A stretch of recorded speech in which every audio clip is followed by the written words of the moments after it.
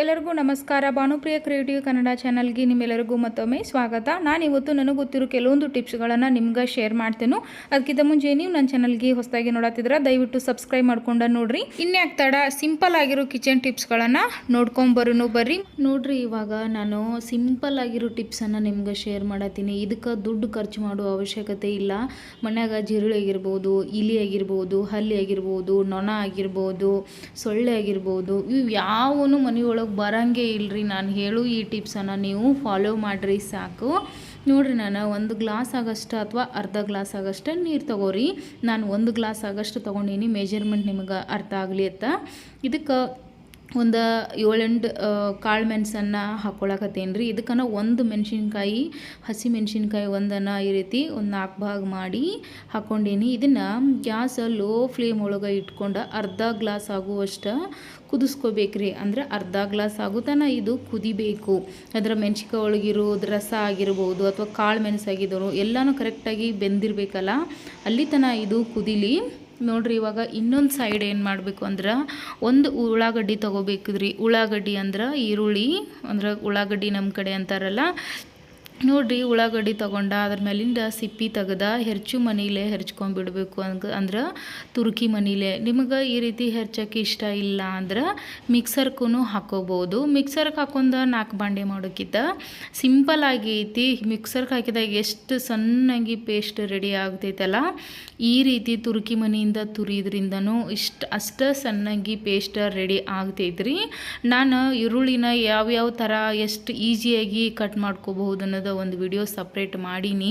ನೀವು ನೋಡಿಲ್ಲ ಅಂದ್ರೆ ನನ್ನ ಚಾನಲ್ಗೆ ಹೋಗಿ ಒಂದು ಸಾರಿ ವಿಸಿಟ್ ಮಾಡಿ ನೋಡ್ರಿ. ಈ ರೀತಿ ಒಂದು ಉಳ್ಳಾಗಡ್ಡಿ ತೊಗೊಂಡ್ರೆ ಸಾಕು. ಇದನ್ನು ಈ ರೀತಿ ಪೇಸ್ಟ್ ರೀತಿ ರೆಡಿ ಮಾಡ್ಕೋಬೇಕು. ನೋಡ್ತಿರ್ಬೋದು, ಹೆರಸ್ತಿದ್ದಂಗನ ರಸನ ಬರಕತ್ತೈತಲ್ಲ. ಈ ಟಿಪ್ಸನ್ನು ನೀವು ಫಾಲೋ ಮಾಡಿರಿ. ಆದಷ್ಟು ಸಾಯಂಕಾಲನ ಇದನ್ನು ಮಾಡಿದ್ರಿ ಅಂದ್ರೆ ಮನೆಯೆಲ್ಲ ಒಂದು ಒಳ್ಳೆ ಸ್ಮೆಲ್ ಬರ್ತೈತಿ. ಸಾಯಂಕಾಲ ಜಾಸ್ತಿ ಇರುವಿ ಇದು ನೊಣ ಆಗಿರ್ಬೋದು ಮತ್ತು ಸೊಳ್ಳೆ ಜಾಸ್ತಿ ಸಾಯಂಕಾಲ ಬರ್ತಾವಲ್ಲ, ಅದಕ್ಕೆ ಈ ಟಿಪ್ಸ್ ಭಾಳ ಯೂಸ್ ಆಗ್ತೈತ್ರಿ. ನೋಡ್ತಿರ್ಬೋದು, ಇಲ್ಲಿ ಗ್ಯಾಸ ಲೋ ಫ್ಲೇಮ್ ಒಳಗೆ ಇಟ್ಟ ಕುದ್ಸಕತ್ತಿದ್ನಿ. ಇದು ಒಂದು ಅರ್ಧ ಗ್ಲಾಸ್ ಆಗಟ್ಟ ಕುದ್ದೈತಿ. ಇವಾಗ ಅಂದ್ರೆ ಒಂದು ಗ್ಲಾಸ್ ಆಗಿ ನೀರು ಅರ್ಧ ಗ್ಲಾಸಿಗೆ ಬಂದೈತಲ್ಲ, ಅಷ್ಟು ಕುದ್ರೆ ಸಾಕು. ಅದನ್ನು ಇಳಿಸಿಬಿಟ್ಟ ಇವಾಗ ನಾವೇನು ಉಳ್ಳಾಗಡ್ಡಿನ ಹೆರ್ಚಿದ್ದೀವಿ ಅಲ್ರಿ, ನೋಡ್ರಿ, ಇದನ್ನು ಈ ಪೇಸ್ಟನ್ನು ಇದಕ್ಕೆ ಹಾಕ್ಕೊಂಬಿಡಬೇಕು.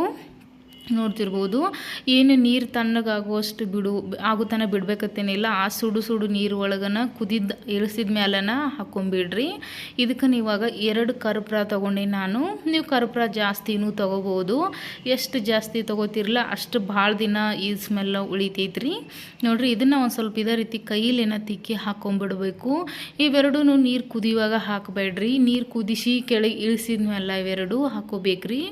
ಈ ರೀತಿ ಹಾಕೋತಿದ್ದಂಗನ ಕರ್ಪೂರ ಸ್ಮೆಲ್ಲ ಮತ್ತು ಈರುಳ್ಳಿ ಸ್ಮೆಲ್ಲ ಭಾಳ ಅಂದ್ರೆ ಭಾಳ ಮನೆ ತುಂಬ ಹರಡ್ತೈತಿ. ನೀವು ಒಂದು ಸಾರಿ ಈ ಟಿಪ್ಸ್ ಟ್ರೈ ಮಾಡಿರಿ.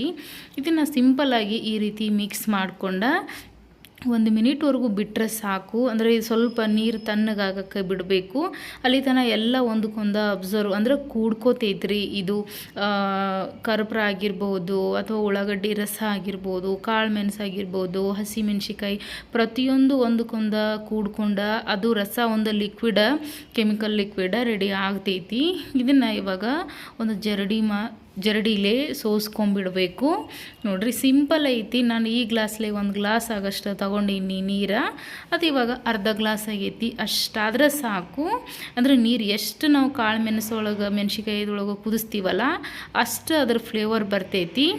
ನೋಡ್ತಿರ್ಬೋದು, ಇವಾಗ ಇದನ್ನು ನಾನು ಒಂದು ಸ್ಪ್ರೇ ಬಾಟಲ್ ಒಳಗೆ, ನಿಮ್ಮ ಕಡೆ ಸ್ಪ್ರೇ ಬಾಟಲ್ ಇದ್ರೆ ಸ್ಪ್ರೇ ಬಾಟಲ್ ಒಳಗೆ ಹಾಕಿ ಸ್ಪ್ರೇ ಮಾಡಿರಿ. ಇಲ್ಲ ಅಂದ್ರೆ ಸಿಂಪಲ್ಲಾಗಿ ಈ ರೀತಿ ನೋಡಿರಿ ಒಂದು ಸ್ಪೂನ್ದಿಂದ ಹಿಂಗೆ ಹಾಕ್ಕೊಂಬಿಟ್ರೆ ಆಯಿತು. ನನಗೆ ಹತ್ರನೂ ಸ್ಪ್ರೇ ಬಾಟಲ್ ಇರಲಿಲ್ಲ, ಹಾಗಾಗಿ ಸ್ಪೂನ್ದಿಂದನೇ ಈ ರೀತಿ ನಾನು ಹಾಕಿ ತೋರ್ಸಾತೀನಿ. ಈ ರೀತಿ ಹಾಕ್ಕೊಂಡು ಜಾಸ್ತಿ ಇದನ್ನು ನೀರು ಒರ್ಸೋಕ್ಕೆ ಹೋಗಬಾರ್ದು. ಅಷ್ಟೇ ಸ್ವಲ್ಪ ಒರೆಸ್ಬೇಕು. ನೋಡಿರಿ, ಇಷ್ಟು ನಾನು ತೋರಿಸ್ತೀನಲ್ಲ ಎಷ್ಟು ಹಸಿ ಆಗಬೇಕು ಅನ್ನೋದ. ಕೈ ಹಚ್ಚಿರ ಮತ್ತು ಕೈಗೆ ಅದು ನೀರು ಹತ್ತಬೇಕು, ಅಷ್ಟು ಹಸಿ ಮಾಡ್ರೆ ಸಾಕ್ರಿ. ಅಂದರೆ ಎಲ್ಲ ಕಡೆ ಹತ್ತಲಿ ಅನ್ನೋ ಕಾರಣಕ್ಕೆ ಇಷ್ಟು ಹಸಿ ಮಾಡಿ ನಾನು.